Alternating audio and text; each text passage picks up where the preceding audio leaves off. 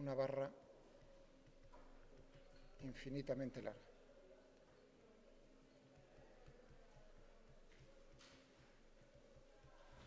De carga. Uniforme. Así que ahora tendríamos sin límite. Esto va para allá, no tiene límite. ¿De acuerdo?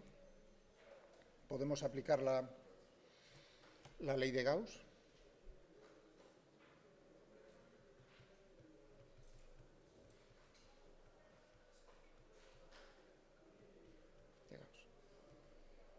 Vamos a calcular el campo en este punto. Ah, por cierto, una cosa interesante. Ya sabía, yo estaba pensando algo, se me ha escapado antes en algo interesante en la discusión de este ejercicio. Y es lo siguiente. ¿Qué ocurre cuando el punto donde estamos calculando el campo está muy, muy lejos de la barra? Es decir, hago un paréntesis aquí, hago un paréntesis y luego continúo con esto. ¿Qué ocurre cuando X es mucho mayor que L? ¿Cómo sería el campo, digamos, que veríamos? No, quiero decir, ¿con qué dependencia? Nosotros, si nos alejamos mucho, lo que estamos viendo, no vemos las dimensiones. Fijaos, yo tengo este bolígrafo y vosotros, cualquiera de vosotros estáis viendo, digamos, el bolígrafo, la longitud del bolígrafo, porque estáis situados pues a 4, 5 metros, 6 metros, ¿no? Y yo, que estoy más cerca, todavía mejor lo veo. Pero si os vais 300 metros más para allá, veréis que el bolígrafo, ya con vuestra vista, ya no seréis capaces de distinguir nada más que un punto negro. Si os vais todavía más lejos, es decir, que para vosotros, si os alejáis lo suficientemente, ¿qué significa suficientemente? Que la distancia al bolígrafo sea mucho mayor que lo que mide el bolígrafo en sí, lo que vais a ver es un campo eléctrico que es el mismo campo eléctrico que crearía una carga puntual, situada donde tengo yo la mano. Entonces, por favor, cogéis la expresión, fijaos que nos salía 1 dividido por x cuadrado menos l medios al cuadrado, ¿no? Si no me equivoco. ¿Qué ocurre cuando x es mucho mayor que l? Pues evidentemente eso tiende... Estoy hablando del problema anterior.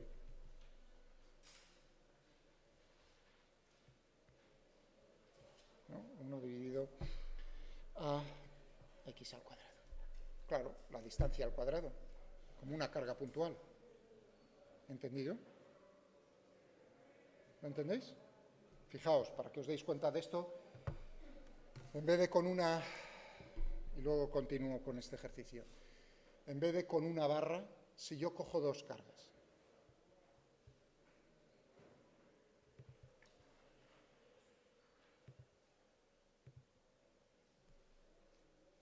Vamos a ver, por aquí tengo las dos.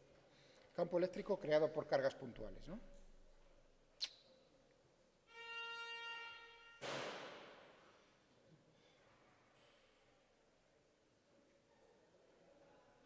¿Salgo o no salgo? ¿Y cómo salgo? Una cosa, yo pensaba que esto era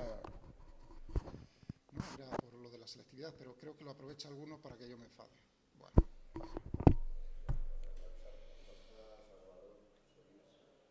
¿Quién es Salvador? ¿Quién es? No sé quién es Salvador Solís, ni me importa. ¿Sí? Ya, bueno, sí, me parece fenomenal, pero no sé, ¿se utiliza la sirena antes de hacer, ¿no?, la explosión? Pues, sí, o sea, además esa sirena. Vale. Muy bien, pero eso era la 1, no era a las 12 menos 5. Bien. Vale, tenemos aquí dos cargas, una positiva y una negativa en módulos son lo mismo. Ya veis, nanoculombio, nanoculombio, ¿no? El campo eléctrico, principio de superposición. Ya habréis jugado cómo el campo eléctrico total es la suma de los dos. No me interesa ahora a mí nada más que esta representación. Ahí tenéis lo mismo que antes, las líneas del campo eléctrico total creado por esas dos cargas. Vamos a hacerle una un poco más pequeña.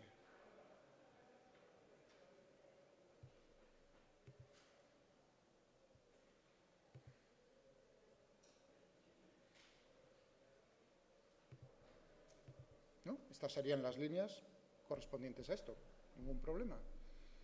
Digamos, es mayor, tiene más fuerza la carga positiva que el módulo, que la carga, no, al revés.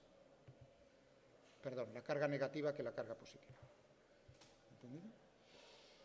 ¿Qué ocurre si yo lo veo desde muy lejos? ¿Qué es lo que vería? Vería el campo que crearía una única carga situada entre medias, en el punto que ocupan las dos, entre comillas,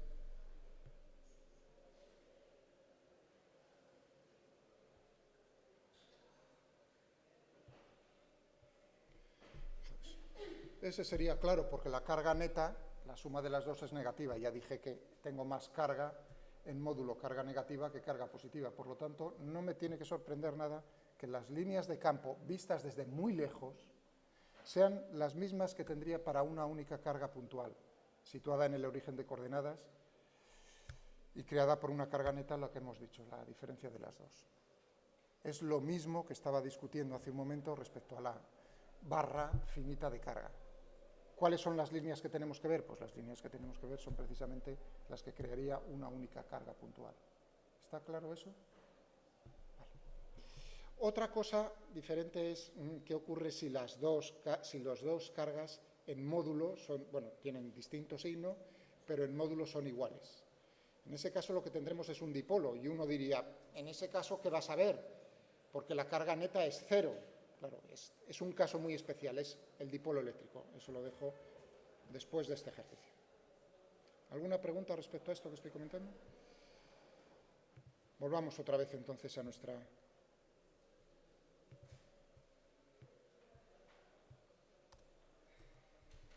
aplicar la ley 2.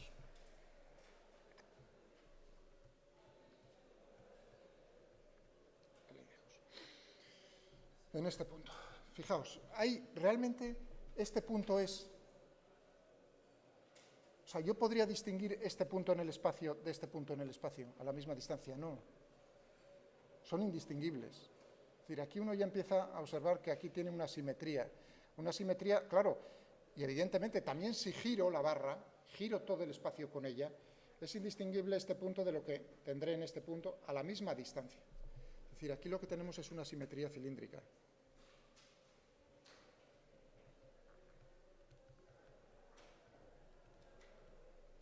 Cilíndrica en este problema. ¿Cómo va a ser el campo eléctrico? Uno diría, voy a ponerlo en una dirección cualquiera. Imaginaos, suponiendo que fuese eso así. ¿Sería posible que el campo eléctrico total, creado por esa barra infinita, tuviese esa dirección en el espacio? Fijaos que si eso fuese así, yo me doy la vuelta y vosotros me giráis la barra 180 grados. ¿De acuerdo? Resulta que entonces el campo eléctrico ese vector está girando con la barra. Estaría apuntando, me vuelvo otra vez, anda, ahora está apuntando hacia el otro lado. Pero yo soy capaz de distinguir la distribución de carga que tengo. Es la misma distribución. Si es la misma distribución, lo que no puedo tener son dos vectores diferentes de campo eléctrico. Es decir, esto no es posible con esta distribución. La única manera de que no haya cambios es que el campo eléctrico sea perpendicular, tenga la dirección perpendicular a la barra infinita. Esa es la única manera de, yo me doy la vuelta, vosotros me lo giráis 180 grados, yo vuelvo a mirar y no he notado el giro. Esa es la única manera. ¿Lo entendéis? Eso es la simetría. Giros, la simetría tiene que ver con los giros. Bien, pues ya sabemos entonces que solo va a tener esta componente. Y en todos los puntos que están a la misma distancia, tendré el mismo campo, el mismo vector.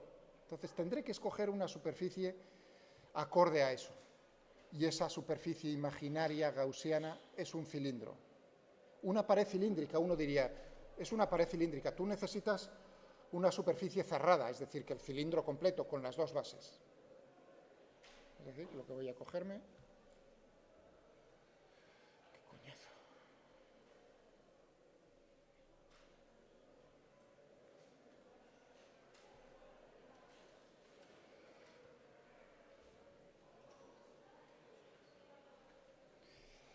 es esta, incluida las bases. Vamos a calcular el flujo, vamos a aplicar la ley de Gauss. El flujo del campo eléctrico a través de toda esta superficie cerrada. ¿Cuánto va a ser? Pues va a ser el flujo a través de la pared lateral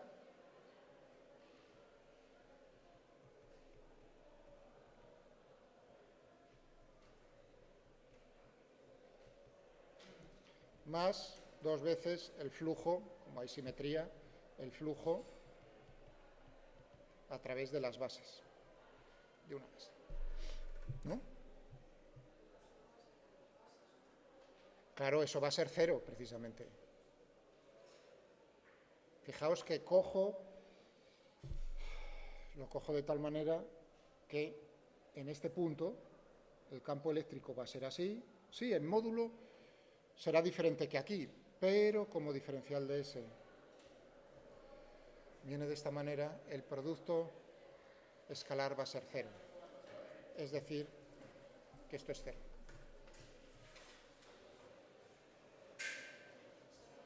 Lo único que tenemos que calcular...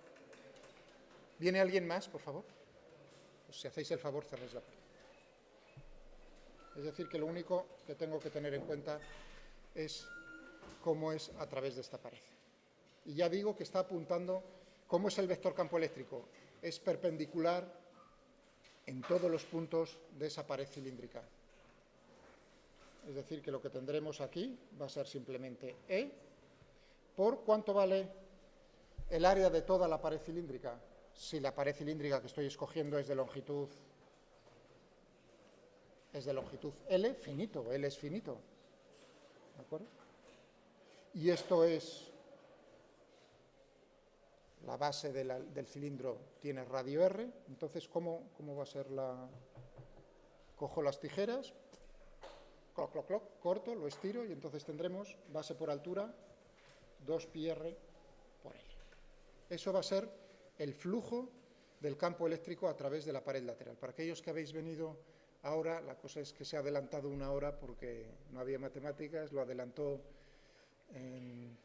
Jorge y yo lo he adelantado una hora. A la 1 tenemos que dejarlo porque tienen jornada de puertas abiertas, ¿de acuerdo? Lo que no lo vais a tener en YouTube, se ha grabado, le echéis un vistazo. Lo que hemos hecho es simplemente los ejercicios del otro día hasta ahora. ¿Vale? Que por cierto, muy mal. Así. O sea, hablando ya claro. Bien. ¿Y esto a qué va a ser igual?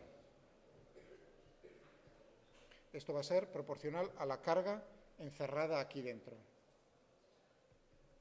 ¿Cuánta carga tengo aquí encerrada? Si la densidad es lambda, tendré una carga que será lambda por L. Claro, evidentemente la barra es infinita, la carga total de la barra es infinita, eso está claro. Yo solo estoy mirando cuánta carga tengo encerrada dentro de mi superficie imaginaria. Y eso es lambda, la densidad lineal, por la longitud de la barra, L, dividido por epsilon sub 0. Es decir, que lo que tendremos será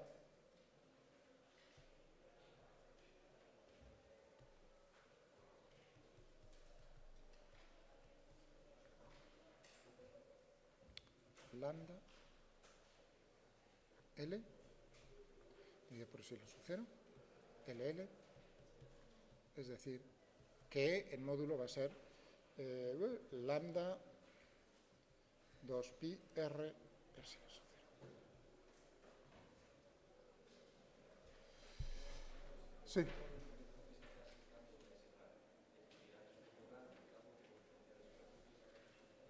Tenía que el flujo del campo eléctrico es a través de toda la superficie cerrada imaginaria por diferencial de S. Y esto lo he troceado, lo he puesto en forma realmente de 3 integrales. El flujo a través de la pared lateral, más el flujo a través de una base, más el flujo de la otra base. Como las bases es lo mismo, hay simetría, pues he puesto 2 veces el flujo a través de una de las bases. El flujo a través de una de las bases es 0, porque el campo eléctrico es, fijaos que es tangente a la base, el vector diferencial de S, que me da, cuya dirección es normal, forma un ángulo de 90 grados con el campo eléctrico, por lo tanto el flujo es 0 en las bases. Solo me queda el flujo a través de la pared lateral. Y ahora estoy diciendo, me estoy aprovechando cómo he escogido la simetría, he discutido la simetría del problema y he dicho, ¿cómo va a ser el campo eléctrico? El campo eléctrico va a tener una dirección que es perpendicular a la barra. ¿De acuerdo? Saliendo o entrando dependiendo de si la carga es positiva o negativa. Y va a depender como mucho de la distancia a la barra, eso es lo que me está dando. Por eso he escogido una pared cilíndrica, porque yo sé que todos los puntos de esa pared cilíndrica están a la misma distancia de esa recta. ¿Sí o no? ¿Estamos de acuerdo? Muy bien, y entonces ahora tienes que pensar aquí.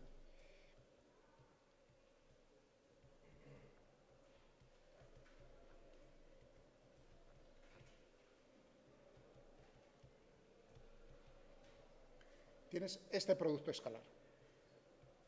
¿Cuánto vale este producto escalar? Será el módulo de uno,